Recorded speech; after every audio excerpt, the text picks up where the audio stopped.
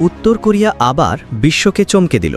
সর্বোচ্চ নেতা Kim Jong উন ঘোষণা করেছেন দেশের পারমাণবিক অস্ত্রের মজুদ আরও বাড়ানো হবে। যুক্তরাষ্ট্র এবং দক্ষিণ কোরিয়ার যৌথ সামরিক মহড়া কিমকে সরাসরি যুদ্ধের হুমকি মনে হচ্ছে। সোমবার 18 আগস্ট কিম জং উন পরিদর্শন করেছেন দেশের নতুন নৌ ধ্বংসকারী জাহাজ চোহিও। জাহাজের অস্ত্র ব্যবস্থা নিয়ে রিপোর্ট পাওয়ার পর কিম বলেন, আমাদের সামরিক কৌশল এবং অনুশীলনে দ্রুত পরিবর্তন আনা জরুরি এবং পারমাণবিকীকরণ দ্রুত সম্প্রসারণ করতে হবে। উত্তর কোরিয়ার সরকারি সংবাদ সংস্থা KCNA জানিয়েছে, কিম যুক্তরাষ্ট্র দক্ষিণ কোরিয়ার সামরিক জোটকে সবচেয়ে বড় হুমকি হিসাবে দেখছেন।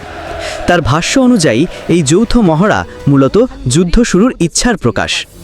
বিশেষজ্ঞরা বলছেন, কিমের এই পদক্ষেপ কোরিয়ান উপদ্বীপের নিরাপত্তা পরিস্থিতি আরও উত্তেজনাপূর্ণ করবে। চীন, জাপান এবং রাশিয়ার ভূরাজনৈতিক অবস্থানও নতুনভাবে প্রভাবিত হতে পারে।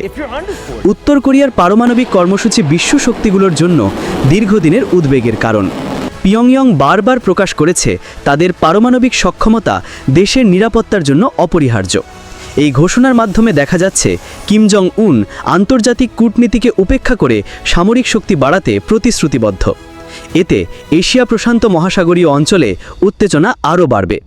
প্রশ্ন হলো, এবার কি কোরিয়ান উপদ্বীপে নতুন করে সংঘাতের ছায়া ঘনাচ্ছে?